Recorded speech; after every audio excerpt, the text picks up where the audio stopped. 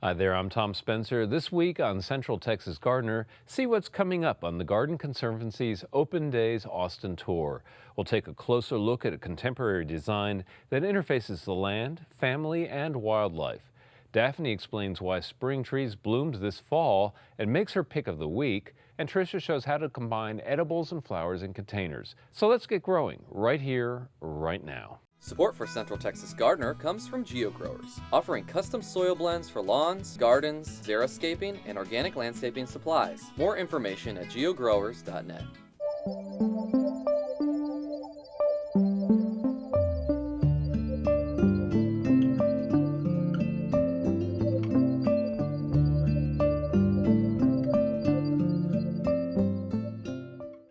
The Garden Conservancy Open Days Tour recognizes gardens that reflect the roots of their heritage. This year, Austin's tour includes Curt Arnette's contemporary design that respects the interface of land, family, and wildlife. Let's take a look. When this family built a contemporary home, they wanted to match its resourceful design with equally resourceful plants. Working with landscape architect Curt Arnette, they achieved multi-level gardens on this hilly site. Plants, I think, are something that draw people out, and they create an emotional response, and it makes them feel good. Since the property backs up to a private greenbelt, they also wanted to extend the habitat's wildlife invitation to the garden. Their starting point was defining destinations and navigation. Well, we tried to create some usable terrace areas and use some lawn areas in small pieces that were usable spaces. We did that by using large stone blocks to create terraces.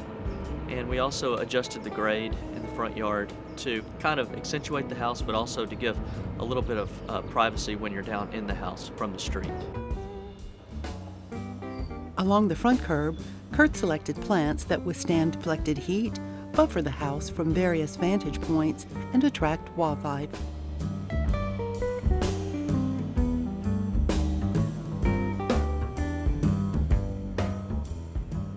He varied the view with height, structure, texture, and color, foliar and flower.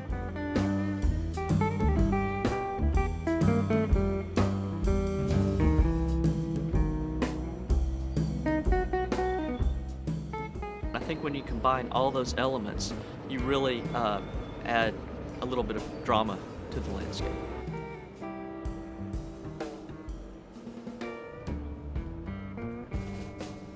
To suit the streamlined architecture and generate visual movement to the front door, he stylized the walkway with cut limestone.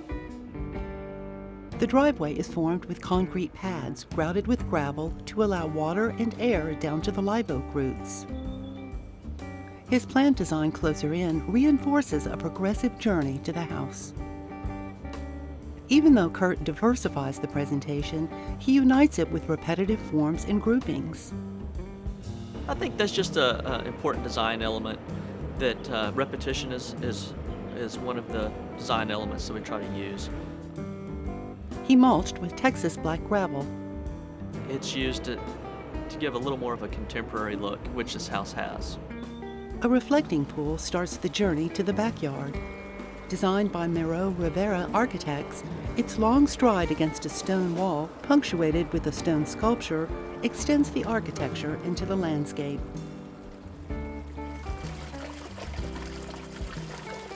Its rhythmic water flow carries to the adjacent lawn, often set with tables for outdoor parties.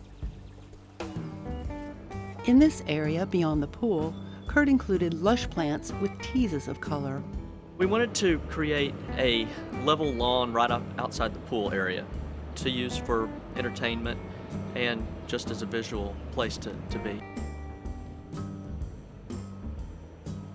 Along one side overlooking the native ravine, he combined structural southwestern plants and ground cover silver ponyfoot.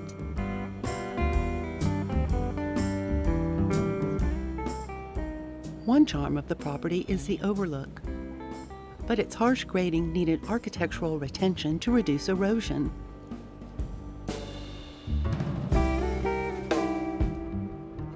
The family also wanted to navigate and discover its many levels, from playground to garden.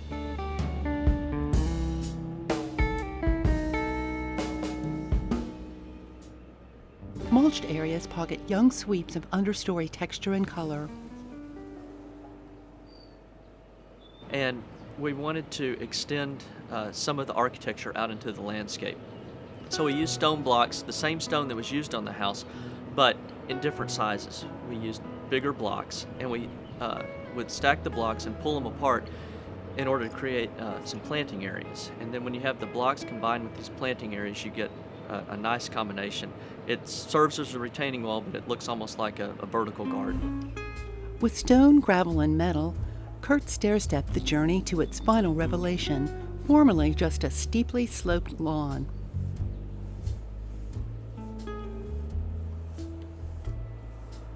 The stone terracing demands attention with vivid trailers and upright companions that define this new destination. I felt like if we had a strong hardscape design, that we could kind of go crazy in some of the beds and use a lot of different varieties, but still use masses of things with some punctuation in there, with some bold type plant textures. But I think it gives them a changing of the seasons. You get different things blooming at different times. You have things that are evergreen, they're always going to be there, but other things coming up at different times, and just giving them something of interest to enjoy throughout the whole year. He designed a drip irrigation system that provides each new plant just the amount of water it needs. That way, the same bed can host both extremely xeric plants and ones that need a little more water in drought. On some plants, we're actually going to probably take the emitters off of them this year. At the back fence, Curt wanted to blend the native habitat with the garden. Well, this site already had a lot of natural beauty, native plants, and we wanted to use some of those and then add to that. So we used plants that were kind of striking, dramatic in their shape and form, and used some color. And that was part of the design, and we're going to continue to get that, because we have plants that are planted along that fence that will eventually hide it, and you won't see a boundary between the neighbor's kind of greenbelt area and the end of this property. So it really goes from a more man-made planted area to a more natural area, which we're trying to do on the property itself too. And so it's just a great mix of variety that was already here that we tried to borrow from and then enhance a little bit. The garden's also a mix for everyone in the family, from gardening and watching wildlife to playtime and entertainment. I just really enjoy hearing from them that they've spent the day out in the yard or the evening out in the yard and have really enjoyed being out and what we created together. Well, that spectacular space is going to be available for your viewing satisfaction on a great upcoming garden tour, the Garden Conservancy Open Days Tour, which is coming up on the first weekend of November, November 3rd. Here to tell us about the tour are Charlotte Warren and Laura Bohls. Thank you so much for being on Central Texas Gardener. Let's start off by talking about what people will learn and experience on the day of the tour. Charlotte? Thank you for having us. The tour is going to be very exciting this year. I think some of the things that people will experience and enjoy are smaller spaces and the use of courtyards and intimacy, also the use of how to incorporate sculpture into gardens, reclaiming hardscape and impervious cover and using that as landscaped area and retention of water that's previously flowing off. So there's a lot to learn and a lot to experience on the tour this year. Right. You meet the homeowners, you get to see some of the best garden spaces in the city. It's really very exciting, and it is all for a great cause. We'll talk more about the Garden Conservancy in just a moment, but let's dive in and start talking about some of the other spaces that people will be experiencing. One that I'm very excited about is right around the corner from where I live, and it's the Tenek Garden. Very well-known garden designer, and the personal space for her. Tell me a little bit about this space. Yes, this is really interesting. Christy, a local landscape architect, like you said, when she and her husband bought this home, it had a circular driveway out front.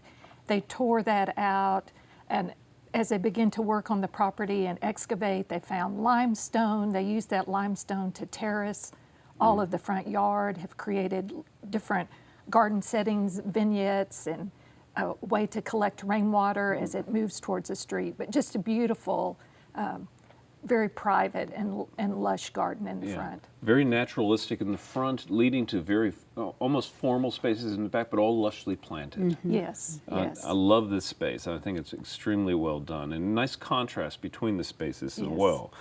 And you know, I mentioned Garden Conservancy just a moment ago. Tell me about the Conservancy and what's different about this tour. The Conservancy's mission is to preserve some of the best-known gardens in the country, and the Open Days program is the major fundraiser where gardens across the country are open on specific weekends in the spring or the summer or the fall. We're fortunate to be able to utilize the fall weather here and have our tour this coming November. You know, the great thing about gardens is that they have to have gardeners, and sometimes when the gardeners pass on, the Conservancy steps in and keeps gardeners working in those spaces and preserves them for the public. And some exceptional gardens. It's really, and you're right, exceptional gardens, and a lot of the ones on the tour are candidates for that exceptional category. Another one very close by there is the it's Myers Garden. It's a little more north central. And this is surrounding a really historic home here in the Austin area. Yes, it's along Shoal Creek, and it is a historic home that the Myers bought 20 years ago. And when they bought it, there was not a plant or a rock on the property. And Jennifer and her husband have really made it come to life. And just through trial and error, they've just created a very eclectic, but very inviting, interesting place. It's a fun garden. It is a fun garden. And I think that's first and foremost when I think about this, and it's a very Austin kind of place. Yes, and she's incorporated found objects that make it very interesting. There was a ravine that they've converted into an amphitheater that actually they allow community events to be held there. I think it's just a really interesting place, and I think it has been on the tour before and was very popular, but I think people will see, even if they've seen it before, that there's many new things to see because it's grown and it's lush. It's overflowingly lush right now, which is great. Now, when people come on the tour, how does it work? Where do people buy tickets? I assume you get a block of tickets, or you could go just to one or two of them individually. Yes, right? You can go to any individual garden and pay $5 to see that garden, or we also have 5 local nurseries here are offering a ticket for $25 that will enable you to view all 6 gardens. Right. You can also go online and purchase a ticket. Okay. So, easy to do. Easy. People know the drill now with these garden tours, so it's not rocket science. Now, the other garden, I was getting a little mixed up with my geography a moment ago, but almost right across the street from the Arnette Garden is a lovely space. That's the Tokini Fornoff Garden. And this is one that really is about small, intimate spaces, isn't it? It is. It's closer to the street, and a lot of native plantings, 2 beautiful fountains, one in the front, one in the back, 2 courtyards. There's no lawn to speak of at all, and it's very intimate, very private.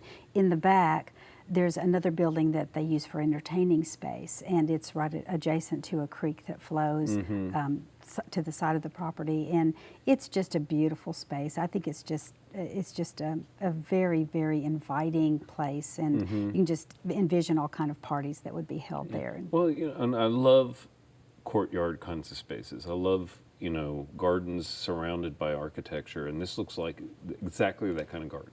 It's very much so. Yeah. Well, and again, beautiful contrast to some of the other kinds of spaces that are going to be on the tour. And a manageable space. Grand gardens don't have to be big in size. They can be big in ideas. And I think this garden illustrates that fact. Christy also helped with this, the design of this garden. Doesn't surprise me. Yes. Across the street. Okay. Well, 4 of the gardens are in the central Austin area. Right. So that makes it very easy to get to. Navigate around for sure. Yeah. Well, the next one is in the Westlake area, and this is the Pavlot Garden. And we've featured this before on the program here. Spectacular succulents and cacti. I absolutely love the space. Yes, it's hillside and it's terraced with limestone and just incredible cacti and succulents. Little vignettes for seating. I think in the winter they had a little fire pit out there. There's a koi pond. It's just a very interesting way that it meanders, and you get to see all the succulents, and as well as some drought-resistant perennials that he's incorporated. He also has a greenhouse that has a lot of rare succulents in there that he's cultivating. One thing I really love about this space is it really shows the plants. It kind of stages them almost. It does. He's used a lot of space around the plants to do exactly as you're saying, to showcase the plants. And it's of course drought resistant, you know, and with the minimal need for water, but it is a spectacular garden. Yeah, and a great guy too. And this, again, I think one of the things I really want to emphasize here is one of the great joys of going on the garden tours is often, not in every case, but often you get to meet the owners and talk about the plant, talk about the designs, and I think that's the highlight of the tour for me often. Well, it often is. You'll have a question about a plant, and the owner will be standing there to say, "Oh yes, I was in so-and-so, and I saw this plant and thought I'd try it, and it worked," and you know, it's a success story. Several of our gardens, the owners have designed them, so it's great one-on-one time with the owners of the garden. And I think it's inspiring just to hear their trial and efforts too, because we, as gardeners, we're always constantly tweaking, and some things work and some don't, and it's nice to know that these people have probably experienced the same thing.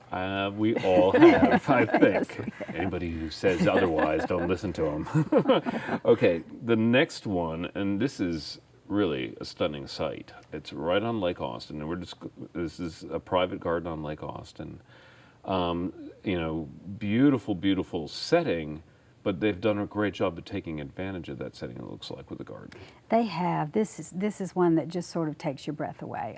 It did for me. I just, you know, was constantly, you know, just so surprised, and it is a long lot that ends in Lake Austin, and the lake comes around to the side of the back of the property.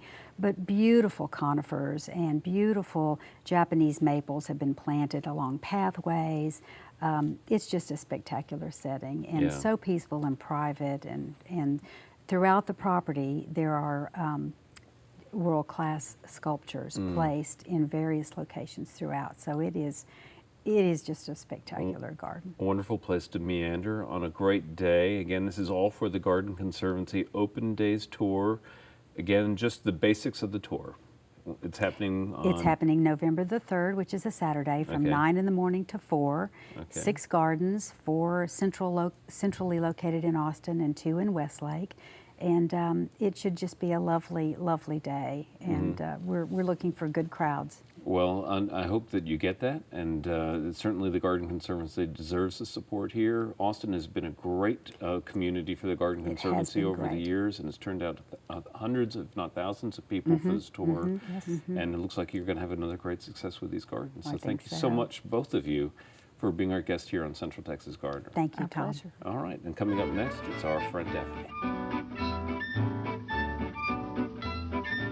Hi, I'm Daphne Richards, and we have another great question this week about plants behaving oddly. Several viewers have reported that their red buds bloomed in late September. Well, since red buds normally flower in late winter or very early spring, this is indeed strange. And the reason is the weather. Although it wasn't as bad this year as it was last year, the drought continues, and we still have a pretty large deficit of rainfall. So the lack of predictable soil moisture continues to be a stressful issue for plants. And when plants are stressed, they behave out of character.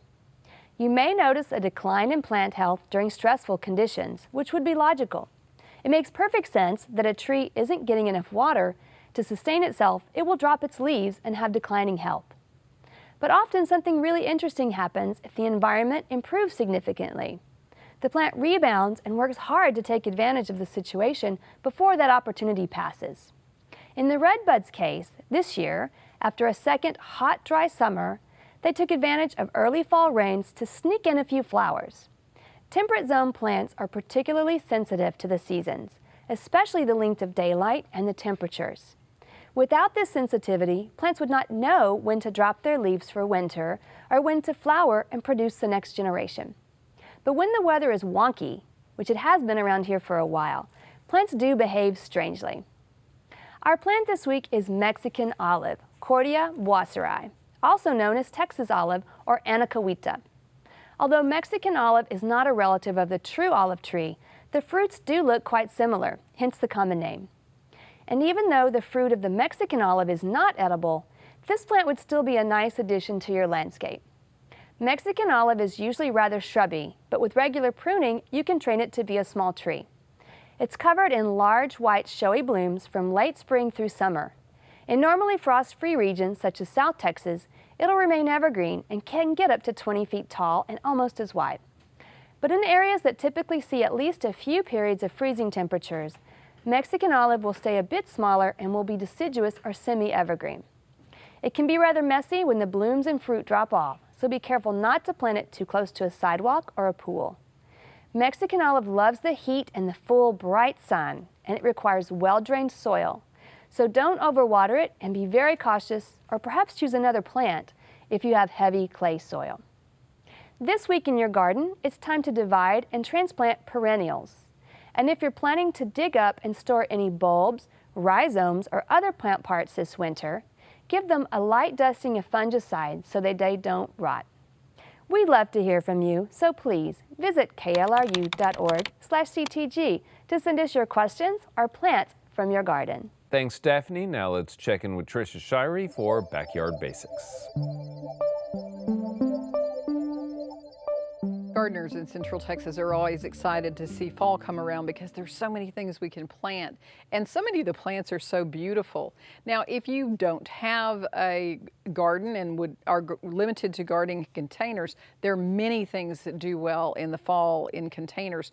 This is also a nice thing to do for someone who maybe doesn't want to deal with the heat of summer in gardening, but perhaps give them a pot of lettuce and greens and flowers to get them inspired about gardening during the winter months, and maybe, who knows, they'll dig a garden later on. So large containers, I prefer clay pots. The larger the better, really. And you can mix herbs, flowers, vegetables all together in these containers. Now in this container I've got some violas, some a snapdragon, calendula, and those are all edible flowers. They can be mixed in with your salads.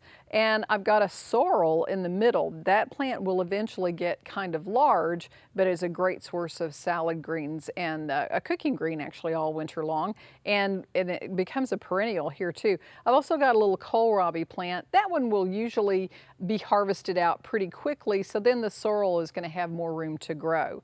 Other greens that I love to put in pots include Swiss chard. The bright light Swiss chard is just really beautiful. I love to put the red Swiss chard with bright yellow violas or pansies, or I'll take the yellow Swiss chard and put it with red pansies. So there are lots of different color combinations you can do. Also the kales, the dinosaur kales, look really beautiful with the ornamental kales like peacock kale, great with stock and pansies and violas. So there's just a lot of color, and they're edible pots. You can take the greens off and take them inside to cook. Some other greens I like to use now, I love the look of the red vein sorrel, although I'm not as crazy about the flavor of that one. I prefer the green sorrel, but it sure is a pretty plant in a container. One that I do love is this purple mustard. It's actually called red giant, and the leaves just get a really beautiful metallic purple sheen on them, and it's a great edible plant too. It's a wonderful mustard green.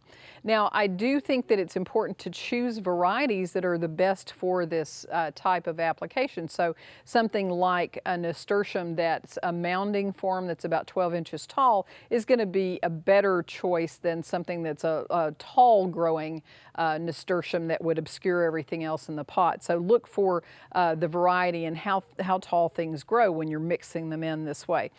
Something like this mum is going to give a bit of color. You might want to take it out later on, but be careful and look for the roots, really tightly bound roots like that need to be loosened up, and actually get in there and don't be afraid to rip them apart a little bit. They need to be encouraged to grow out and not around and around and around in your container.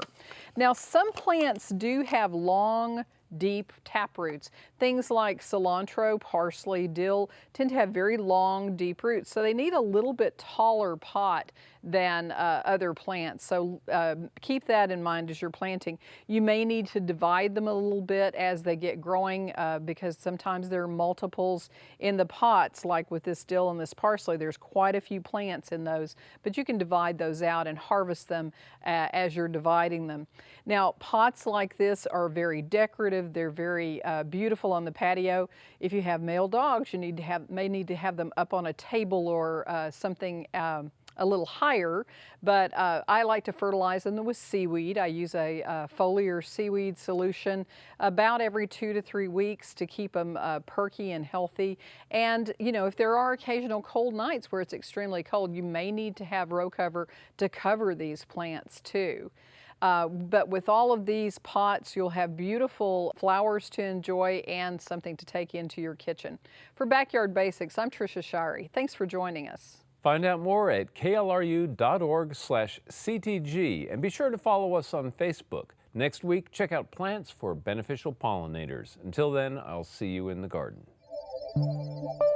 To learn about today's program, watch online and follow CTG's blog. Check out klru.org/CTG.